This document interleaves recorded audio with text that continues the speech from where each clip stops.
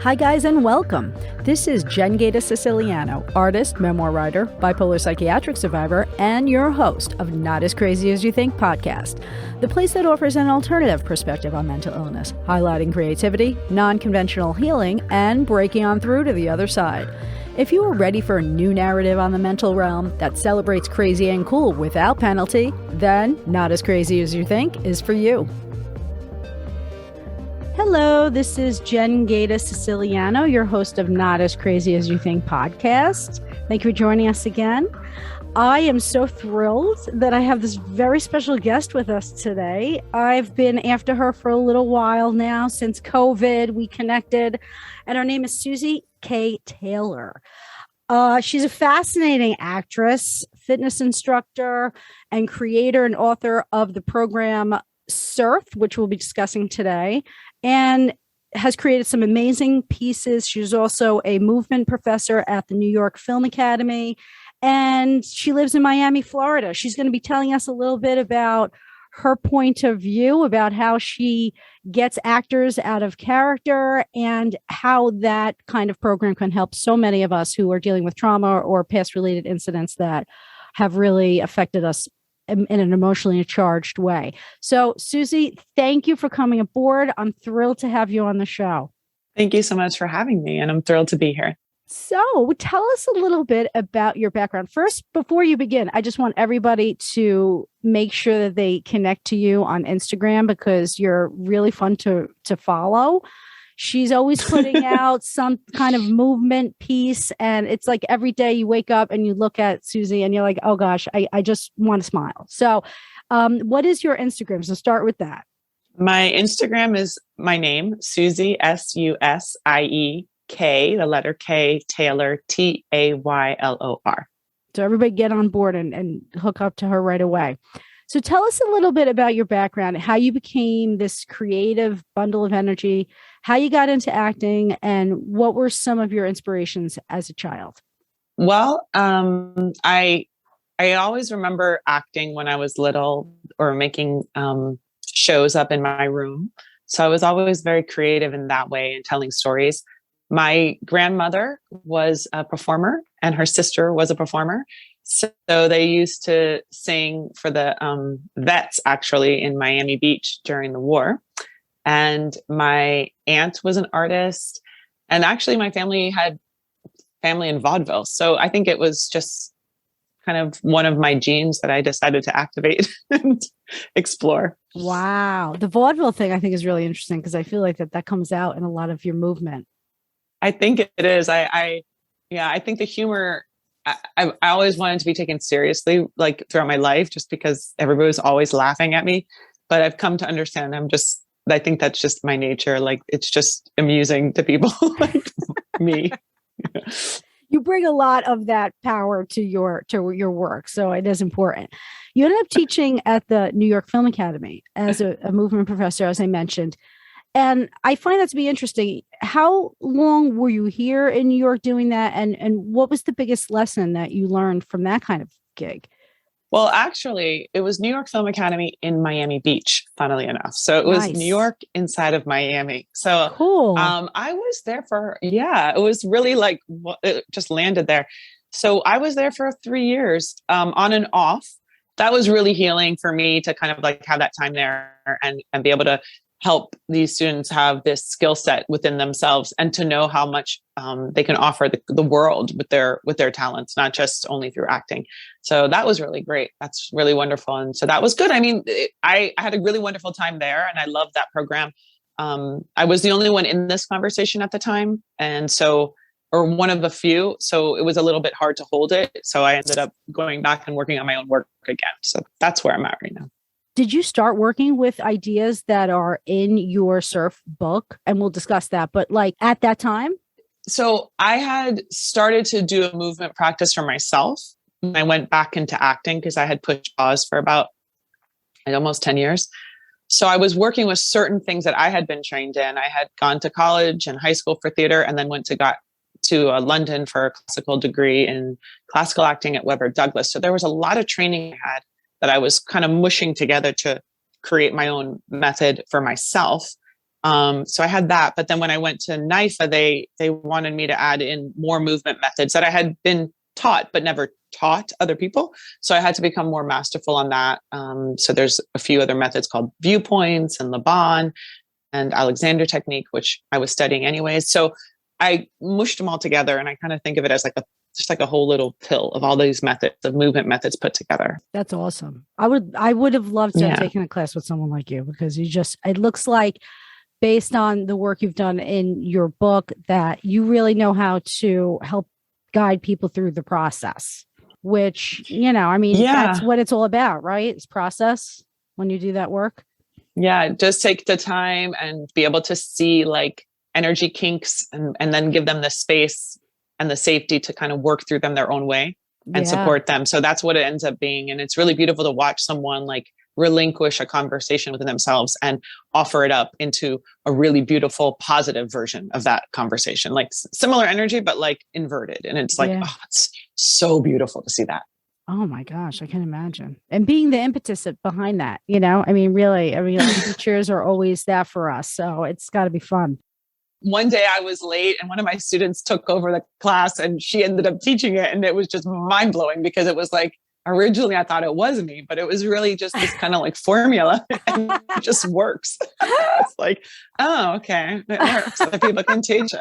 All right.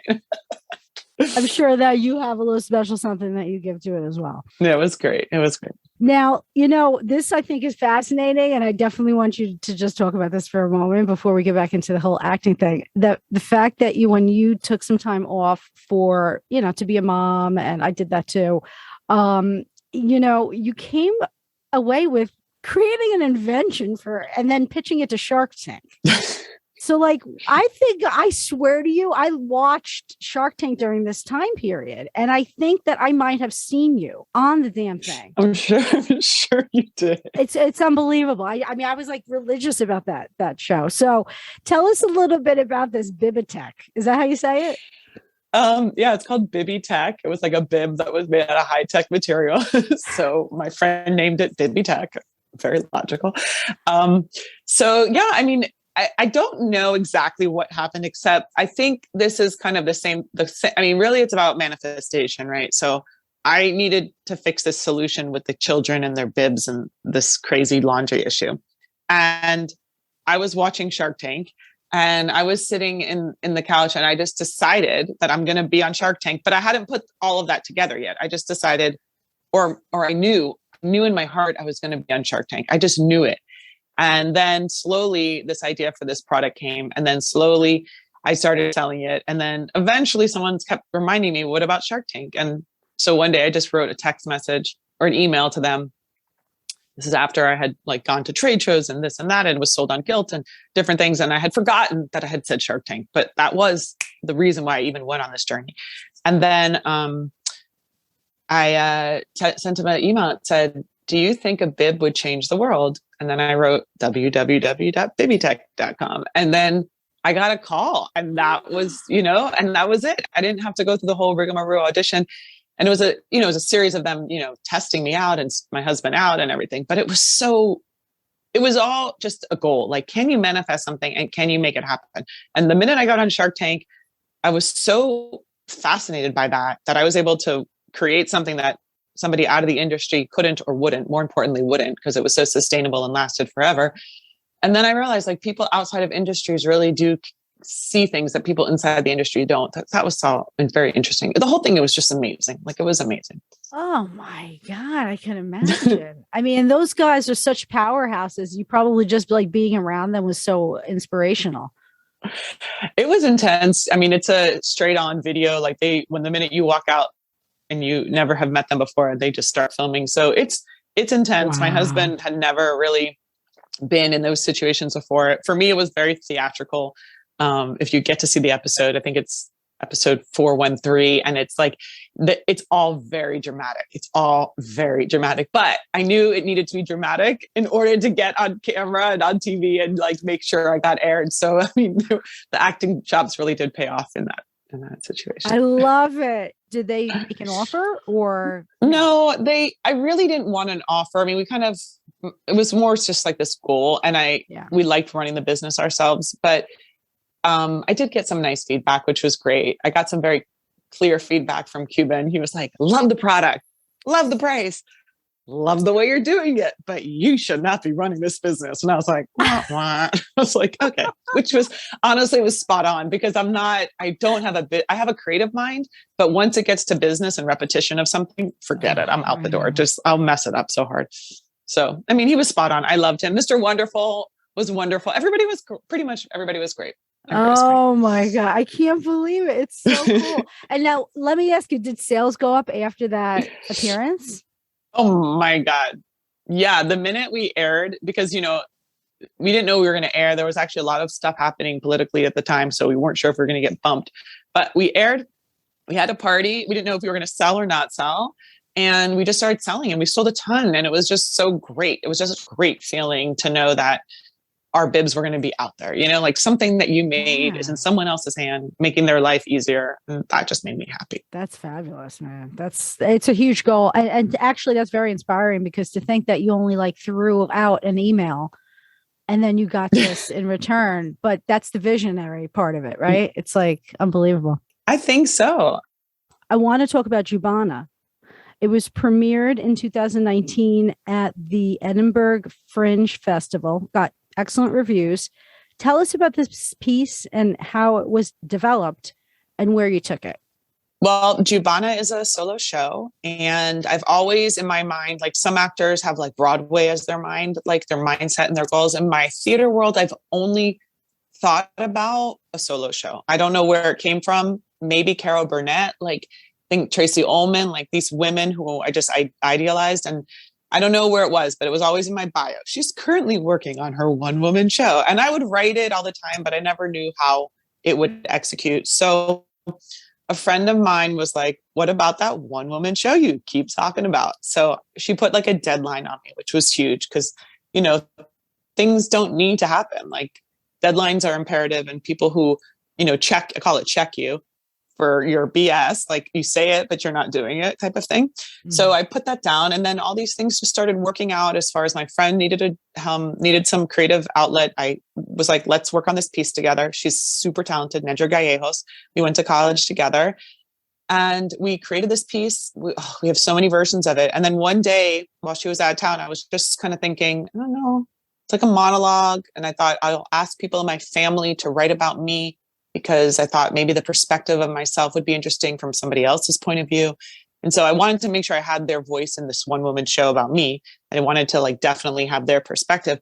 But then one day I was like, what if I just played them? Instead of interpreting what they're saying, what if I just be them saying it? And so I was having this blast with myself in a room, being these people. And I just thought, oh my God, I think I'm good at this. I think I'm good at impersonating these people.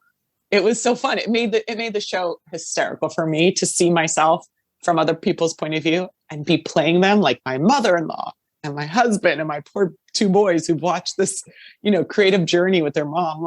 It was hysterical. That's fabulous. Now, is it still out there, or is it coming back to be seen again? So we came back to Miami after this amazing run, and we produced it in the Design District and also at the Soho House, which was amazing in Miami Beach. And it went really well. And we even got to do a workshop at Miami Light Projects. There was a lot of love in Miami, but then I got cast in a show, which I wanted to do. And then the pandemic came. So I was about to start touring it or doing something with it. But when the pandemic came and shut everything down, it was the energy of putting up a show was, first of all, was not a valid thing. So what I did is I spent some time editing one of the films that we did of the show. And I've actually just been pitching it out as a film. Finally, I remembered I did that. Sometimes I forget what I was doing. And I just submitted it to a ton of festivals as a film version of the play. And I got accepted into one so far, which was So You Think You Can Act Direct Film Festival. And I thought was really funny. I was like, I think I can act and maybe direct. So that's going on now. That's awesome. Yeah. So that, and then I do want to run the show in Miami. Wow. I love it. That's so great. It's so funny how the pandemic just slammed in the way and got, rewrote so many of our projects for us.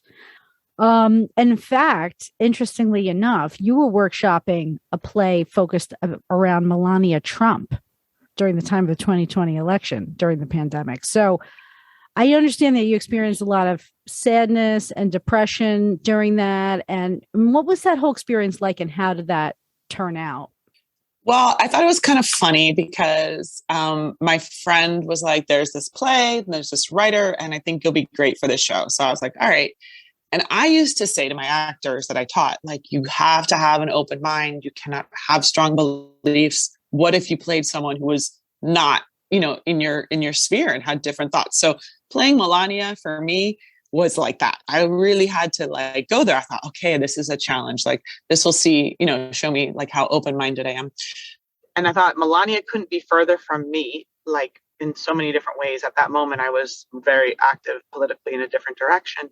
So as an actor, you really need to understand, like, that's, your job is to see things from a different perspective. So I was very happy to go into it. And as far as it started, she started to like enter me, like I channeled her, and I felt this really parched sadness. I kept describing it to the director as like being in the middle of the ocean and being thirsty, but like surrounded by water. Like that's the feeling I had for her. And coming from the pandemic, I was like, wow, this is sadness on top of sadness, even though the show was essentially a comedy. And the show was about her having to unplug Trump or not unplug Trump. And she tries to like tell her story to the audience, and then the audience would vote whether or not they were going to unplug him. He had gotten COVID. And it was, it was a kind of funny mockery story, obviously, like very tongue in cheek. But the story that I was getting was absolute sadness. And I went, slowly into the character. I wanted to sketch her out, and I was waiting, just to kind of start official rehearsals, which would have been like September, October for this November kind of like, run during the election. But a couple of things happened. One, somebody came to the space, and turns out he had COVID, and somehow very soon after I got COVID. So here I am playing Melania, dealing with COVID about my husband. Then my husband most likely had COVID. So we were going through all these like kind of like similar situations, and it was compounding, and it was really not joyful in any way. And the director was using tools that for me, they're totally classic tools, but they can merge your personal life with your acting life very easily. These little kind of like tricks of the trade, let's say, that I do not enjoy. And they're so clever, and we all know them, but yet they happen. And so I just decided to move away from the piece. And I just basically was like, I'm not going to be able to work on this piece. It's not going to work out emotionally. And I have some people that could do the job better. But so I walked away from it. So it was really interesting because I was in this piece, I was playing this role, things were happening, and I decided to not do the show. And it was a solo show, and it would have been amazing. And it turns amazing. The guy who ended up playing the role in drag was amazing. But I just walked away, and I realized, wow, I'm very much at a place in my life where I can choose my own mental and emotional health, well-being. And that was really important for me to see that, to know that about myself. Yeah, absolutely. I mean, I think that's like a mature artist for you, knowing when to walk away from a project, because we get so married into these projects, and then it's like we want to give ourselves over, but you can get lost in many different things, that if once they pull you in on this emotional level, it doesn't pay when it comes to mental health. Yeah. Finding that balance is so important. It's so important. And there's like a whole world right now. They're trying to really like help with this conversation called intimacy coordinating for like large productions and on movie sets. That's like it's an answer to the Me Too, situation, but it's slow to the roll. Like it's not happening everywhere, obviously, but at least there's this conversation that actors can be self-aware to be like, you know what? I don't think this is working for me. So what does it do? It encourages actors to... The intimacy coordinating, there's several different parts to it. And actually my co-creator, Nedra Gallegos for Juvana, is an intimacy coordinator. And she went into this field specifically because she wanted to make sure people on set felt safe for the sexual scenes, for any type of physical contact scenes. But my process, SURF, actually, funnily enough, fits into their conversation. And it's about de-rolling and creating safe space for the actor mentally. So it's also about like learning. They talk about de-rolling in the intimacy coordinating program, but I'm not sure they have an actual process to it, but my work that I've done is that process. So I feel like right now, actually, a friend of ours, Nedra's friend, Asha, is pitching surf to a traveling tour of a Broadway show. So they're having issues now on the Broadway shows because the actors, I think the space that we had to take off has caused us to become a little bit more aware of like our emotional well-being. So actors in these tours are starting to feel it, and they're starting to mention like, I'm stuck in this character. So I really think there's this moment right now that like we can create like this process of like getting out of character and creating safe conversations for actors, you know, like a rehab. Yeah, it's all happening at once. It's like, now's the time. So let's talk about this book of yours, this program of yours, Surf, what it is. And I also like the idea. I mean, whenever I see you doing your, you know, movement pieces every day on the shores of Miami, I'm just like, oh my God, this is so perfect. Such a good, like even title. But I know the title is an acronym for something. Yeah. It's just so great. Yes. It was teaching the class, and then I was trying to figure out, once that girl taught my class that day, I thought, well, what is she teaching? Like, I didn't even know this was something that someone could understand in such a way that they could teach it. So then my husband and I started looking at what would be the steps. If you were going to tell somebody these steps, what would you tell them? And so it became, well, there's your song, your solo piece, and you have your movement kind of modality, like what movements are you doing? And then you have to understand those movements. And then you would then try to recast yourself. Instead of doing those movements, do some other movements. And then you would ideally try to find flow. So it ended up originally being SMURF, which came to Smurf, which I thought was fascinating because it was like all these characters and they all played different roles and they were all so specific. But for two reasons. One, because M would be music and movement, which is the entire class. So I don't really need it, but also because I probably wouldn't get any rights to the word Smurf. So it just by default, another one of my beautiful students was like, why not just call it surf? And I was like, what? And at that time I was not dancing on the beach. I would never have done that at the beginning of my process. I was just, you know, dancing by myself or in my classes. But yeah, so it ended up being surf just by chance. I thought, well, that's a weird word. And then we ended up, you know, owning it. And then I was like, well, surf kind of is the vibe that you're going for. Like, you're going to be surfing through the process. Yeah. So, and then I ended up in, you know, on the beach in the surf. Not only that, in Surfside, like where I'm dancing is actually Surfside, Miami. Like, oh my so gosh. It turns out like, of course. It's so great. It's just almost like, you know, my dream analyst, he's always like, when things start flowing in your life, it's like your dreams, your visions, the manifestations, the things you dream about the night before, like they all start merging and kind of finding like these vessels to like pop up in front of you, you know what I mean? And in like physical elements. It's so strange. And that's what it seems like. You have so much energy in all those areas coming together. Well, I just feel that people talk about this whole thing about praying, and I'm a Jewish woman, but I haven't ever really felt incredibly religious, but very mystic and always having conversations with something out there. And I do feel like when you focus your mind on whatever it is, it will come to you. So, you know, the good and the bad, you know, and I've just felt like I've noticed like it's so hard to shift your brain once you're in it, you know, to exit a conversation, but to focus softly on something little by little, it's just a beautiful experience. And it does feel dreamy because you're like, how is this happening? Like, I just feel like we're all there. And if you just turn your eye and go, well, what if this all was supposed to be happening? Like, what if these are all signs? What if you just followed one little sign? Like, you know, even just turning off, you might not be driving up where you guys are, but like just turning off something that tells you directions, just that, and stop listening to that and just say, where would my body want to do?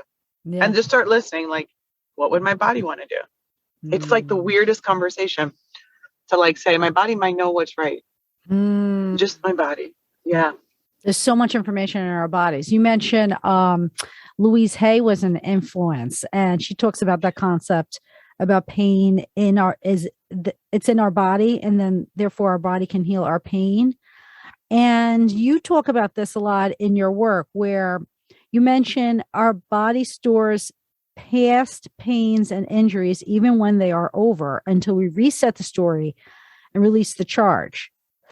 So Can you share a little bit about that, how that is within the program? So back to Louise Hay. So what happened with me was, by chance, I had taken my aunt's book, which was this book, Louise Hay, You Can Heal Yourself, I think is the title. And it has this like list, like if something is hurting you, this is why. And it's because you're having this exact thought. And that's why that part of your body is hurting and not another part of your body. So for me, I was like getting acne and I was like, what is happening? And I read what acne was, and I was by myself, which I always find very important when you're going to get like these revelations.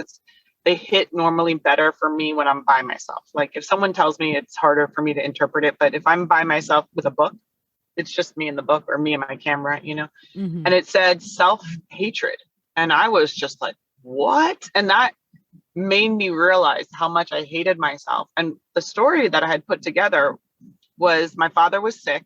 I was going to save him with all these alternative medicines. We flew people in to help him heal.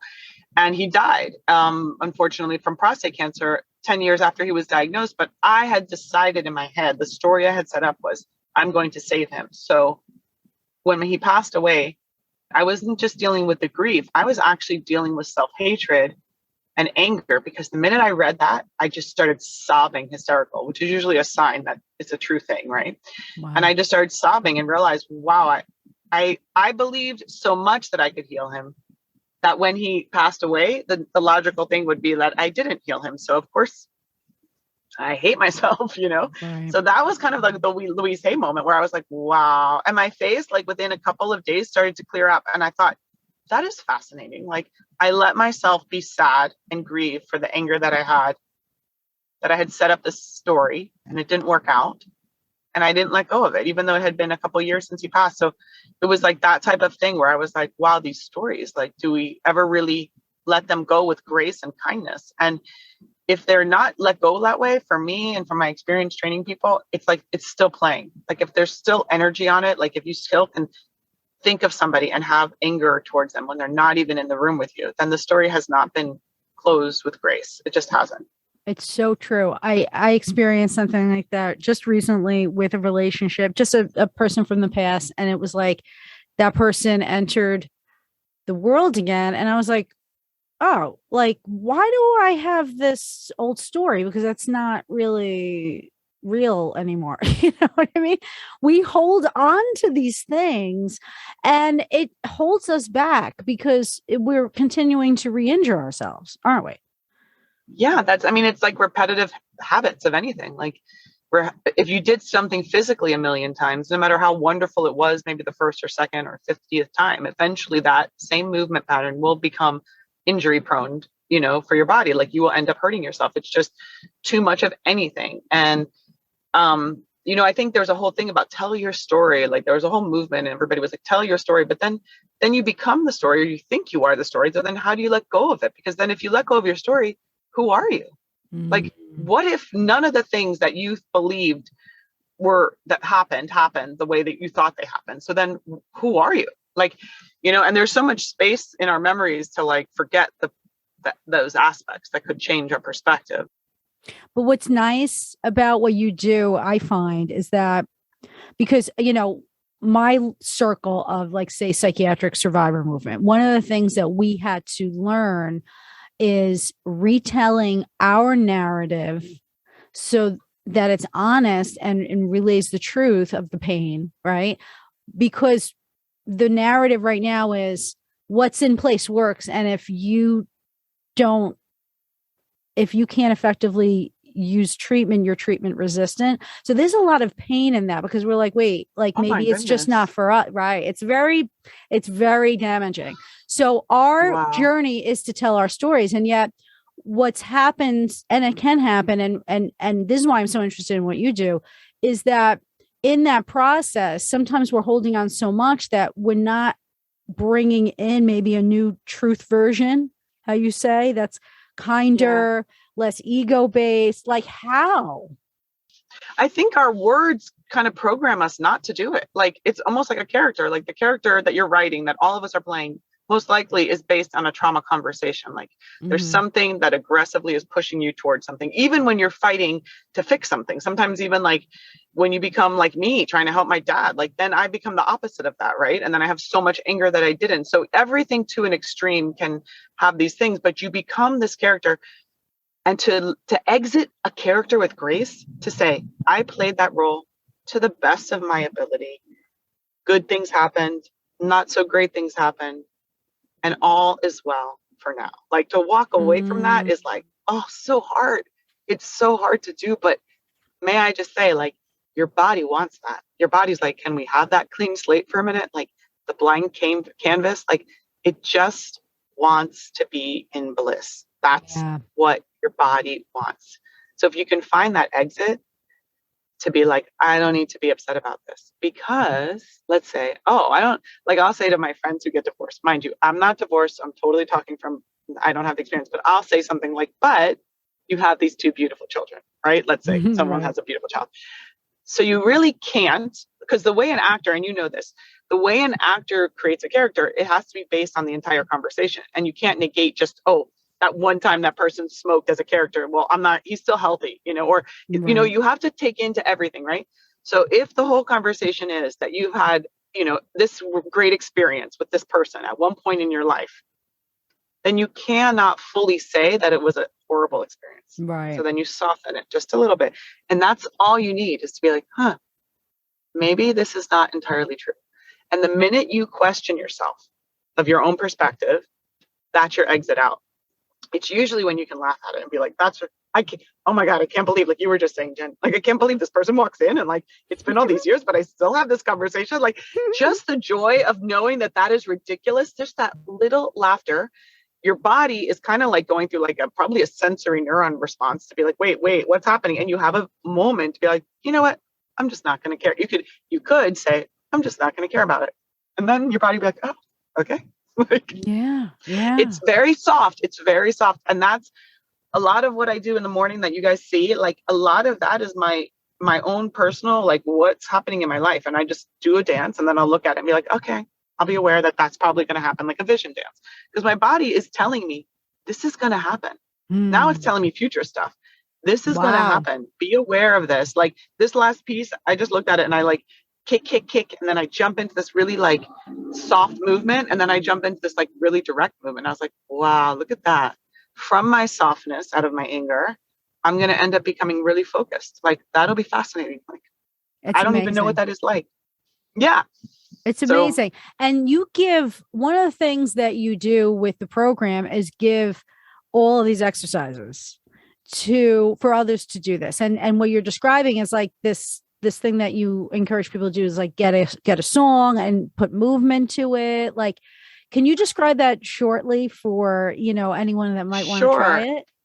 I mean, there's a lot to this class when you want to become a practitioner of it. So that's like the heavy lifting thing. But if you just want to know yourself and for yourself, it's actually so simple. It's ridiculous. Like even the bib design that I made, it was so simple. It was silly. Like if you look at it, it's just 3 little lines, but the 3 little lines and where they were placed, and like, just to say, what if it is so simple? That's really where it is. Like, what's the most simple way to do this? So for my class, the first and the most important thing is to say a forgiveness prayer. And it's the Ho'oponopono or Ho'oponopono prayer that is Indonesian. That was given to me from a Reiki master that I was, going to when I was deep in my stuff. And it's basically asking the person, sometimes yourself and sometimes someone specific, to forgive you. And it's a great prayer. And you say Ho'oponopono or Ho'oponopono, however you like to say it, the name of the person. Like I'll just say my name, Suzanne Marie Crichton Taylor. Please forgive me. I'm sorry. I love you and thank you. And that is that space of like, I'm going to ask them to forgive me. So then that becomes like you're switching it, right? Now they haven't done something to you. Now you're saying, I'm asking them to forgive me, but for what? And that's where the conversation begins. So now you have to kind of start to find, where are you? I mean, it's so classic. Where are you at fault in this conversation? Where are you creating this conversation? And that is the exit to the story, because that's the only place you have to exit is your own perspective of it. So you're the one that caused this to happen. So then reverse that. And the song that's going to come to you while you're doing this there's a whole bunch of little warm-ups that show you all different movement patterns of certain different type of characters, punching and flicking and gliding. And you go through them like a scale, right, of your movements for like acting. Mm-hmm. But then the song will arrive, like this song, and maybe it'll come to you at this one moment. Like, why is that song coming to you? Well, what if it's here to tell you something? Like, put it on, put the phone on, film yourself, and do yourself a favor and just film yourself moving to the song, whatever that means to you. But like, let it happen. And I like to say, work with a chair, ideally a chair, because you have like mobility with this chair, or a wall or the floor, depending on where it is. And then let yourself do this piece. And then this is the kicker. Watch the video of yourself dancing to this random song, dealing with this architecture piece. And that's a very viewpoint movement methodology. But the point is, your character as an actor will tell everything by the way it sits in that chair. Yeah. Everything about the way it feels about what's happening on stage. And so will you. Like, put that song on and watch how you deal with that chair. And then you'll be like, whoa, I don't think I like this chair. Or I'm not very nice to this chair. Or this chair is always behind me. And maybe this chair doesn't want to always be behind. Like, you'll see it for physically what's happening. And I just find that it's a way to remove yourself. And people have said, well, it's very narrative psychology concept, like take yourself out of the fire and now look back at it. So how do you do that when you're in it? And now I'm telling you this stuff that it's very hard to do when you're in an emotional mood, but oh my God, the best time to do this work is when you're in an emotional mood. Sure. So if like someone right now is pissing you off, just go and find that song and put it on and figure out a way to film yourself while you're doing it. Like I will say, Echo, or, Alexia, play the song, and then I'll put my camera on. And I'll be like, thank you. Like I was right. Because that's the thing about what you were saying, get the charge. If the charge is really like strong, it's a wonderful time to shift the conversation. That's actually how advertising works. Like they're going to wait for you to be at that moment where you're buying baby's products because you just had this baby. And it's like these, what are they called? Flux moments. It's so high strung and you don't know what to do. So there's this open space. It's actually why acting and works. It's like the director comes in right while you're opening up. But what if you open up and you become self-aware in that moment? It's like, wow. It's amazing. When I went through the whole book and I was like, okay, now I'm going to do my songs. And I was like, wait, this is like, I really like, I have to commit to this. Like this is, and what I love about it, the full title is what? Coming Out of the Madness? Well, I think that one is, I have a couple titles, but I think the one that we have on Kindle is Surf: An Actor's Method Out of the Madness. I love it because it really can, even though this is for, it's used and to help actors get out characters, it also can easily be translated into so many therapeutic circles. And there's a lot of therapeutic circles right now that are using like actor, like kind of like trauma informed therapy, I guess, but in a classic, like theatrical, it was putting up a theatrical show. So in other words, there's this one woman in NYU and she gets vets together and they create monologues in Shakespearean form to describe their journey. And they put it out there. And so to me, it's such a thing that can be brought to so many areas, and to know that these techniques are there. Yeah. I mean, this is all acting techniques. We're doing it to get into a character, right? Yeah. All the time. We use these skills like, well, I'm going to stop walking like this and I'll start walking like that. And music can make you move differently than what you intended. And maybe even move so much in a direction that you are moving that you don't even like it anymore. So it's like, if you put in 9-inch nails because you're angry, like at some point, like your body's gonna be like, okay, enough. Yeah. I don't want this anymore. It's so true. I mean, you say that if we keep recounting the past with the same ending, nothing can change because the amount of people who will see that story will be programmed to believe it. And in believing it, they will become part of it subconsciously. So this is so important because we can actually like change the world. That's what I think. And writing better stories and writing stories with different endings can actually play a part in creating those things. I mean, I don't know who's are we mirroring back society or is society mirroring back us? Like, it's a wag the dog conversation. I don't know. Did I get myself on Shark Tank or did Shark Tank, was it already happening? I don't even know. And maybe it's just a matter of changing channels. Like, can we all just switch over to this channel together? Because it is available. We just don't know how to sell people things when they're happy, but maybe there's other things, like maybe we could have a different type of world, Yeah. So, but let me, and let me ask you this, because that actors do gravitate towards these dark characters and for many different reasons. And are those, these roles are needed, right? To tell certain storylines, but like, how do actors find that balance in finding, these roles that are tugging on their souls in a potentially like, re-traumatizing way for their own memories and lives?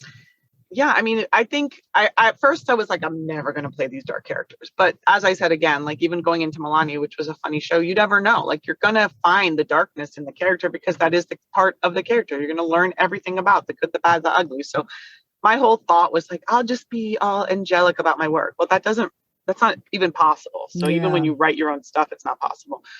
But what I do think is how we deal with that trauma and how we allow ourselves as actors to work through it, how we approach it. And then more importantly, which is where I think the conversation can go next, is how the rest of the community around that actor supports them during this process. So the villain of the play, the villain of the show, the character that's going through this, right? Maybe they have some extra help, like any person on a football field who gets a concussion would have. Like maybe we can just be like, listen, this is pretty dark. This person's going to need an extra this and this. When the show is over tonight, we're going to all do this. And it's not going to be like a big deal. It's just going to be this little song that we put on to reset them a little bit. And when the show is over, we're going to make sure that they have some help to get back home, because they definitely will need home to be able to get back home. This is actually, funnily enough, you're reminding me, this whole idea what made me aware of the lack of this work in the theater was when I was on Shark Tank. Because after I walked off Shark Tank, it's a very traumatic experience what happened to me, in the sense that had I not been an actor and thought that it was all real, it would have been very hard. Wow. So they came up and had me sign some papers and speak to a psychologist. Really? Yeah. So they knew that this was a traumatic experience and that I might have some repercussions. And they wanted to make sure that I was okay. Wow. And I just thought, Mark Burnett is the producer of Shark Tank. And I will just say at that moment, I just was like, I don't know what the reasons were. Maybe there's legal reasons why they had to do this. But I felt so loved at that moment. Like anything that happened on Shark Tank and all that stuff that you see, it didn't matter, because they said, are you okay? Yeah. And we as actors don't say that to each other. Yes. We don't say that to the team. We just say, good job. Yeah. Good job for going there. Yeah. And keep going there. Right. And the actors getting taken over by this conversation, and we don't know how far it's going. So I just thought, so that really was a really big thing for me, because I wasn't acting at the time, but I just felt so loved at that moment. Like, are you okay? She gave me her card, and I was like, wow. Because essentially in my mind, I just did a theatrical experience and they were asking me if I was okay. Yeah, that's real. I got to tell you something. That's incredible, because I always think, particularly, like I said, I've watched so many episodes of that show, and sometimes I'm like, oh my God, I get so mean on them, So it's interesting that they have that setup, because and you're comparing it to like theater. It's so true, because I remember back in the day. I mean, when this was in my 20s, I did West Side Story, and I was Anita. And that scene where they attack you, I remember every night coming away from that scene, I was just in a mess. And then I had to come out right after that and be like, hey, here's the audience. Yay. But like, I was so, I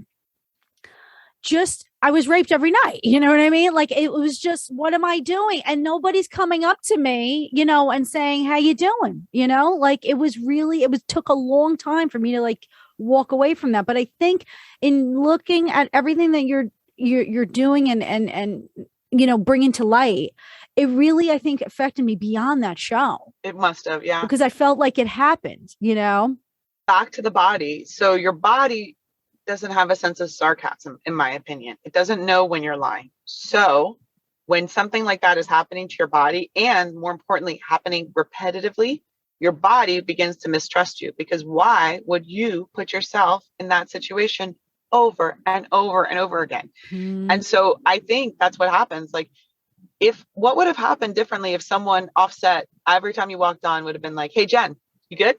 And would have been, wake up. Right. Would it have felt just like a dream that never really happened? Could you have had that understanding that that was not real at that moment and your body would have accepted it? I don't know.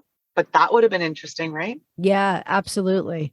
I mean, and I think that, you talk about like you use the word psychological concussions, which I think is really interesting because what's happening. It's like every single night you're doing it again and again, and you're compounding more and more all these traumas. It's like you're walking away. I mean, to me, this seems to be the most obvious thing to bring into acting schools. I know. Like as a regular studied method. I think it should be too. And my experience, unfortunately, at the time, mind you, it's all about timing. Like what we were, just like things don't become popular and then all of a sudden they're popular, right? So a couple of years ago when I was teaching this, I was the only one in this conversation. And the people that I was colleagues with were in the other conversation. So in order for the school to teach it, two things would have had to happen. One, they would have had to tell the parents of the students that there is mental health issues for actors, and we're going to help, maintain that through rehab for this program. Okay, first of all, like big red flag perhaps for a parent. And second would be that all these people in the faculty are in a different conversation. And whatever they've learned has been working for them to get them to this point of being faculty members. Yeah. So you're now going to tell them that, I mean, to be honest, I thought maybe it was just a methodology, but really it's just the act of acting, because it doesn't matter how you get into the character, whether you use your own experiences or not. One makes it worse than the other, obviously, maybe harder to get out of sometimes. But either way, if you are doing a show or a scene in a movie over and over again, it's the same thing. It's compounded, whether it's something based on your own life or you've channeled it and you're experiencing for the first time in imagination. Doesn't matter. Your body is still going to receive it as a truth. Absolutely. And that's why you're so good at acting, because you're receiving it as a truth. So your body's responding truthfully. That's right. We're in a truth conversation. Truth. Right. It's incredible. I mean, when you really break it all down, it really makes sense and where it fits in. I just, as a person who's, mental health, I guess, advocate, I just find this to be invaluable. Like, I can't imagine people not, because the story is starting to be told that, listen, mental health matters for everybody. Not just for the labeled, not for the, just everybody should always maintain mental health. And I think that creatives can so easily, because we are empathic, to get to where we need to go so that we could tell the stories through our emotions so that other people could experience an emotion, people who don't get there that easily. It's like we open ourselves up and we're these huge vessels. And then, again, coming at it from that, I guess my perspective, it's like, dudes, that's why there's so many people who are in the arts who are struggling. There's a lot of people who are labeled who are in the arts who, then the only way to treat them in today's modern way is, okay, drug them up and stop them doing the creativity, which that's not the answer. It can't be the answer, because they're the same. Those are the healers. Like the artists are the healers. They're going to get, that's like anybody, like the people that are doing healing, doctors, like anybody they're going to get hurt while they're doing the healing. It's just part of the game, right? Yeah. It's just a matter of the rehab. We just forgot the rehab aspect of it. Exactly. That's all that's missing. We just need to add in the second tier of like, hey, let me teach you how to get out of this conversation. Let me teach you how to support another actor who's gotten stuck in this conversation. This is for the benefit of not just you, but for your scene partner, for the continuation of the show. So nobody walks out, so that this show has positive energy every time it starts. And it starts from a place of love. Like, even if it's a traumatic story, like it all can start from a very blank slate and you can all walk on like as clear as possible. And if we create this conversation within us as actors and want that for each other and think that there is a professional way of going in and out of the character, then that's the conversation. You couldn't even, and I was saying like a couple months ago, say I was stuck in character without someone being like, so unprofessional, so unprofessional. I could totally see that, which is so, clearly everything that you're saying is the next level. It's not like you're detracting from anything that's successfully been done so far. It's just like, listen, this layer is needed, and I'm so happy that it you're really coming is forward and doing that. It's so important. Well, and thank you for bringing me forward, because, I'm more than happy not to talk about this, but, I think, just like what you're saying, like there's some conversation that needs to be had. And I thought it was wonderful when you told me you're an actress, because I was like, of course you are. Well, I haven't done it in so long. But maybe that scene, let me just say something to you. I think you need to do the Anita music, and I'll tell you why. Really? Yeah, because much of my work came from understanding how many characters I never put down. And I was running all these characters, and I similarly had very intense characters. Antigone, Medea, my gosh. Kate from Taming of the Shrew, all these very severe, powerful women playing in the background. And they're all set up somewhere in my body, and they're like, hey, I got this. Like, they'll take over. And I'll be like, all right, I guess you got this. And there's moments in my life and I'm thinking, how did that happen? And I'll think, oh, it's because I was playing that character. But I'll also say they come back out. So one day I saw them all just kind of in a kind of a piece, just to say goodbye. Like, just like the thing with my father, like, okay, goodbye, like done. We did the best. And I would say for you, Jen, it would be so interesting for your body to go back into that song, whatever. I don't remember the song that happened at that time, and find this perspective from today of it. And that'll reset it. I am so thrilled because I didn't choose my songs yet. And because I was like, oh, I got to develop my playlist, but then that's it. I'm totally doing that. Yeah, it's that song. Oh my God. This is just like, it's bringing me back. It's bringing me back. Cause it's like how we walk away from our computer and then we come back and it crashed and we're like, what the hell? Because we had like 95, tabs open. Exactly. So it's like these things keep running, and we're not even aware. And I think that with this work, what I like about it is that it brings to light what's unconscious. These things are within us going on. We don't even know. But once we start doing the work, it's like, oh, okay, I have more control over directing my emotions than I really understand, Yeah, and it's just an emotion, and an emotion can only last really if you allow it to have its moment. Like, if you do this piece and you have the song on, how long do you think that song is going to be? Right, it's like 3-4 minutes. Right, and the song at the end is going to end. Right, and your consciousness inside of that song, inside of that memory, will end it, and it will be ended. I believe, if not the first time, for sure the second or third.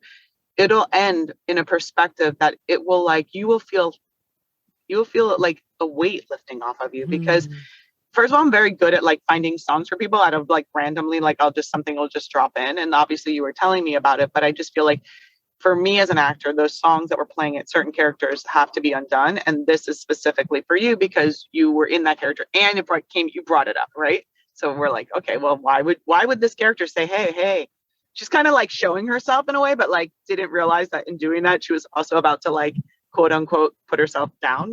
Yeah. So, like, that's usually how it happens. Like, I'm in such a mood, but the reason you're in a mood, what if that mood was trying to say, I'm done. Can you just put me down for a minute? But it doesn't know how to say it because it's so ego based. So it's like all this energy, but it's like, that's why it's so charged. Right. But then if you can go in there, if you have the audacity to walk into that fire and be like, I got you. And it's all okay. I'm okay. We're okay. Like, what would happen? Like, that's the door. Yeah, that's the exit door.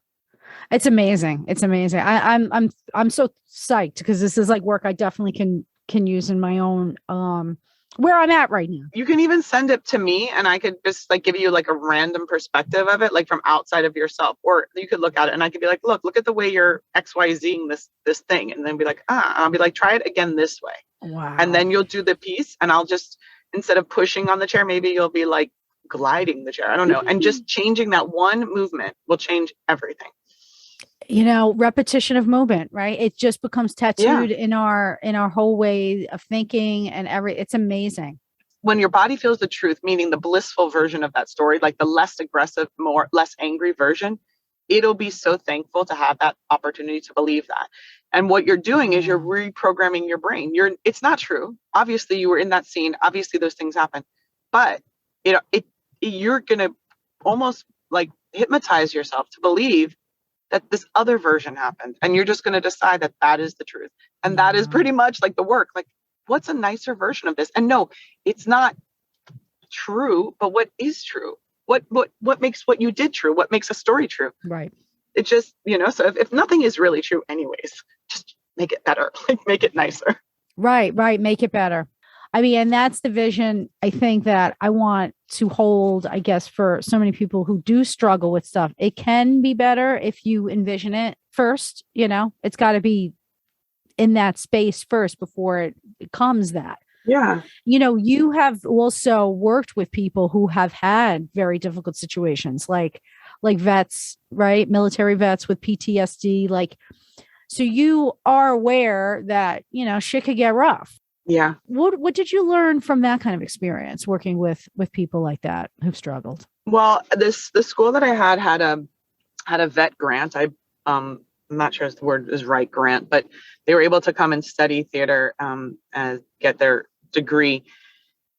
And so I was brought, a lot of men came into the room. There were women as well, but mostly men that were vets. And I just found that this work was so beautiful for them because they were able to now, instead of going from this masculine energy, I was saying, can you be feminine in that energy? And so being able to witness that was so beautiful because I was just like all on this female train and all the women and women need to heal. And I never really considered the men because I thought that, obviously they're strong enough and dope enough and they're the ones that are hurting people in my earlier stories. Right. Mm-hmm. So then to see these men that were hurt in their feminine healing, oh my God, it was like, they just needed time. They needed time to love themselves. They needed time to forgive themselves, forgive their moms, mostly forgive the women in their lives so they can be inside that nurturing energy and feel it because they were kind of cut off from it. Wow. I don't even think it's so much what happened. It's probably the lack of care on the return. It's probably similar to actors.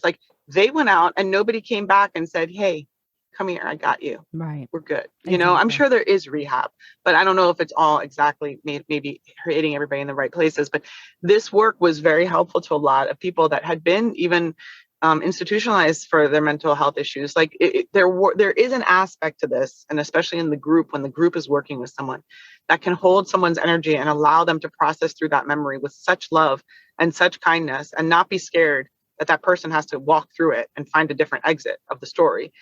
I don't know that I would definitely think that I'm sure that I know there are people doing movement work with vets, but this is pretty much what that is. And that's what I found so beautiful for me, just to learn the masculine energy needs a lot of love right now, a lot of love. And being able to be inside that feminine energy and move through love was it was so beautiful for them and for me to witness that. That's amazing. Oh my gosh. Yeah. And you just in general embody so much feminine energy.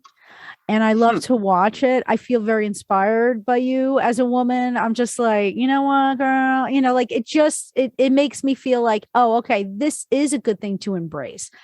You do this thing called selfie work. You've done pole dancing. You've been in this play with about Betty Page.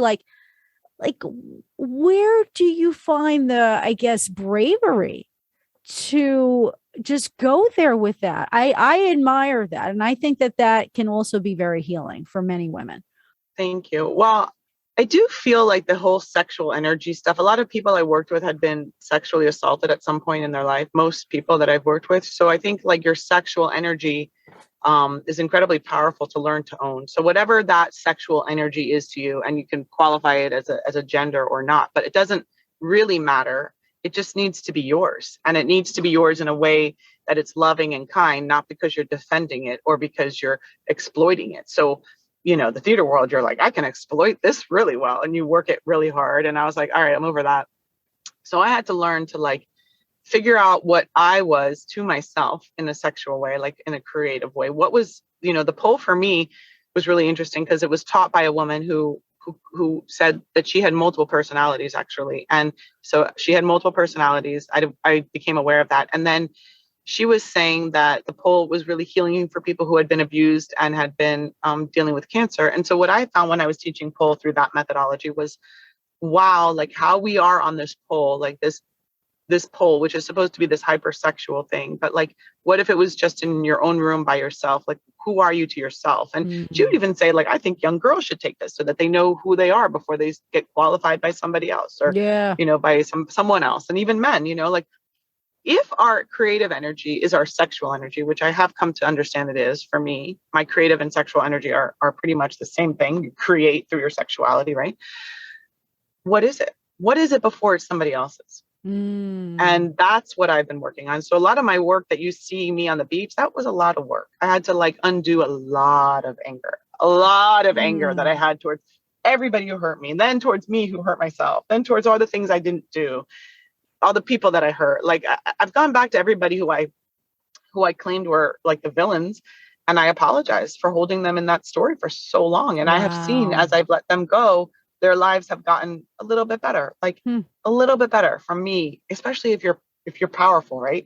If you think you're powerful to think things and you're holding a negative thought, you're a villain. You're villainizing. You're the villain. You're villainizing someone. You're making them a villain. Thus you are the villain, you know, and a lot of in the workbook, there's that chart that shows you, like, if you're anywhere in any extreme, like if you're the victim, then you're villainizing someone for making you the victim. Like, so you're essentially the only way to go about it is through love. Like every time I try to be, there must be another way. I don't have to love this person. I don't have to truly love this person, but I just couldn't find another way. So what you're seeing on the beach is a lot of work of self-love, finding its way to nature, the water really helping me at the end pull off the last bits of the conversation, and probably not last bits, but like the next beginning of the next story. And it's like to be out there and have people see me, and then to film it, to show it to the world. And I don't even know what I'm saying, really. My body does, but I don't. But I know it's something good, and I don't care what I'm saying. I just know it needs to be said. So I send those out, even though I don't understand them all the time. Right. Because I feel like maybe it's not even about me. Yeah. Maybe this is for someone else that needs to hear this. Absolutely. You know, it's your responsibility to do the creating and put it out there. Just do the process work, because you were meant to be the creator to tell that story so that other people can hear that story. And I think that there's almost a responsibility on the part of so many artists to take that role on, I guess, nobly, but be safe about it too, which is what you offer. Yeah. You know, a safe way to do it. Yeah. Yeah. Like if I'm going to do this, I'll just do it in my own way, and I'll tell my own stories. And if somebody, and I've gathered some really beautiful people around me, can help me tell other stories in this somewhat similar way, then I'm good for it, you know? And, yeah, it's just, I kind of like, you know, I think a lot of us who are artists we're called to be artists, and we can try our hardest not to be it, but it causes probably more pain than anything. Yeah. And if we can find a safe way to do it again, like, wouldn't that be nice? Right. That's, I mean, safe for your own emotional well-being. Like, that's what I'm saying. Well, I think you have a great program, and I hope more people can see it. How can people I do too. find out about, are you selling this program, this book? Back to what Mark Cuban says, like, you're great, you've done great, but you're not the one to run this. Like, it is my program, but I feel like it should be in somebody's hands that could do much more with it. And so I'm hoping that it lands, like, as I said, perhaps with some of the people who are producing shows and that work. And for anyone who wants to know about it for themselves, it's available on Kindle, and I believe they can download it. So cool. It's there. And that's kind of why I wrote the book eventually during the pandemic. I was like, I'm not going to teach this right now. I'm going to probably go back to my work, but it should be out there. So, I mean, it's a very simple concept, and you just read it through, and then you do the little exercises to whatever degree they make sense to you. And then it's just about you looking at yourself, and you don't even need to look at yourself. That's like level 5, but I always say that because the sooner the better, right? Yeah. Level 5 can happen tomorrow. Like if you have, and there are times where I've worked with people and then they've had to come back to my house years later and sit next to me to watch that video. It's not easy to see yourself on camera. And I'm not even saying, even for actors, it's just not easy to be able to see truth and to know, like, everything in that movement piece was just me. Right. It's hard. Right. I know. You know, and I'm more than happy if someone wants to send me their video. I'm more than happy to like give them my interpretation of it. And, you know, I don't know you from anything, but I'll tell you what you're saying with your body. Well, how can people get in touch with you, Susie? They can follow me on Instagram, and they can put a video up and tag me on it. And then I'll send them my interpretation of it. And it's great because even in my classes, when we held them, we didn't want to know. Don't tell us. We don't want to know the story. Don't. Just do the piece, and then we'll let you know what we see. Oh, wow. Because you're telling us the story gets us in the story. Right. It's going to influence. Yeah. Oh, that's really interesting. Mm-hmm. Yeah. We just want to be like these magicians who watch it and be like, this is what we're saying. And then you can't tell us, because you knew. No, we're just saying, look at what you're doing there and there and there. Oh, wow. That's great. So yeah, I would love that. Oh my gosh, Jen, that would be great if people put up their pieces and then send me, like, tag me and said, surf Susie, or I don't know what they could say, like some sort of thing. And then I'll just be like, hey, this is my interpretation of your piece. All right, guys. So that's the call out for anybody who wants to reach out to Susie. Now, what's your website? My website is susiektaylor.com, SUSIEKTAYLOR.com. Okay. And so is there any other ways to get in touch with you, or? They can email me, which would be the Susie, same SUSIE, at susiektaylor.com. I mean, I'm sure they can find lots of ways to get in touch with me, but I think Instagram is helpful, and then an email could work. Okay. Especially if you're an actor, especially if you're stuck in a character and you're like out there and you're like, you don't even know, like that would be great. I would just love to be able to be like, I think you may be, and I could give you some pointers and some songs that might come to my head that you are not necessarily able to hear at the moment. So I mean, Awesome. That's kind of my passion work. Like that's just where it is. And hopefully it does fall into the hands of people that are in the intimacy coordinating world or in this conversation with the vets, like practitioners whose life purpose it is to work with people. That's whose hands I want to be in. And then for me, I'm just still creating my work personally. So that's great. What are you working on right now? Well, I have a couple of things. Juvana, we're going to try to redo and run in Miami for 2023 to like do that program, to do that show up here. And then I'm creating a new piece called, it's not really new, but it's a piece I've been dying to create called Still in the Kitchen. And it's about the feminine journey and the kitchen. And I'm creating like this piece about the kitchen, whatever that means, like the story of the kitchen. So I started working with different women and different friends, creating different projects. And this one is kind of like a follow through to an old project. I hope it gets done. And it's back to this conversation about women in this world of theater. And it was it wasn't theater, photography. It was Betty Page and Bunny Yeager. Mm-hmm. Bunny Yeager took photos of Betty Page. And when I created the first piece with a friend of mine, we were trying to figure out why these women stopped talking and they weren't friends throughout their lives. And one of them ended up in an institution and penniless. And another one ended up living down the street from me for years and became friends, became a client of my husband. So I thought that's really weird how one person in this couple of artists ended up one way and one the other way. So we were working on this story. And what I came to find, and this is again, from my perspective, was just the lack of sympathy that Bunny Yeager, the photographer, had for Betty during an assault that had happened to her.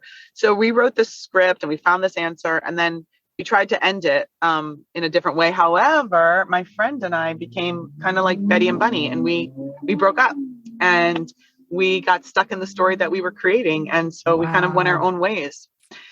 But what I'd like to do now after everything is say like, okay, but like what could be a different version of that story? What if we just rewrote it completely? And I think that's where I missed the mark on that. I wasn't there yet. I was just trying to end it in a different way, but what would be an entirely different version of that story? And I almost think that that's even my own personal journey. Like, what if I did work really well with women? What if I wasn't competitive with them? What if I wasn't trying to get a part over them? What if I wasn't feeling always jealous? Like, what if I wasn't petty? Like, what if I wasn't any of those things? So I want to explore Betty and Bunny again with another woman who's also an actor, performance artist, to see if she can help me create that version of the story, because I would like to be in that version of the story, but I need to kind of process through it in this kind of like theater way. Like, wow. I need to see what that looks like. And I would think it'd be really cool to either use these iconic women or just a story similar to that to be like, I don't know if there's a story like that out there for me to follow. So that sounds great. I love it. It's very new. It's a great concept. Thank you. Bringing some healing feminine story from Betty Page's adventure. Wouldn't that be great? I mean, her story is so brilliant. I mean, she ended up like stabbing women later in her life. And it was like, why the women? And I do think it's the feminine. Like there's this anger towards the feminine across the board. Yes. Even within ourselves, right, Jen? Like, how do we love something that's so powerful and so vulnerable at the same time without resenting it or hating it? I don't know. Well, it's a lifelong journey, I think. And you are definitely out there doing your thing and helping others and just celebrating yourself. Thank you. I'm trying, Jen, and so are you. And thank you for all that you're doing. I think this is such a great podcast. The conversations are wonderful, and just opening up people's heart to be like, you know what? Like that's not a bad thing to say that I need some mental health issues helped right now. Like, that's not a bad thing. Right? It's not, because you know what? We all got the same thing going on in our heads. So we have to be more compassionate, self-compassion and compassion for others. That's the way. Susie, you're an inspiration. I'm so happy you were able to come on and share your wisdom and your talents. And I wish you the best of luck on these new projects.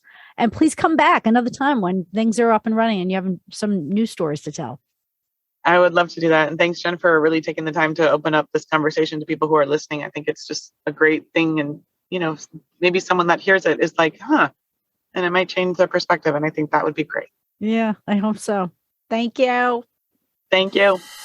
Thanks for listening to Not As Crazy As You Think. And don't forget to subscribe to my YouTube channel. And remember, mental health is attainable for anyone, especially those labeled with mental illness. Until next time, peace out.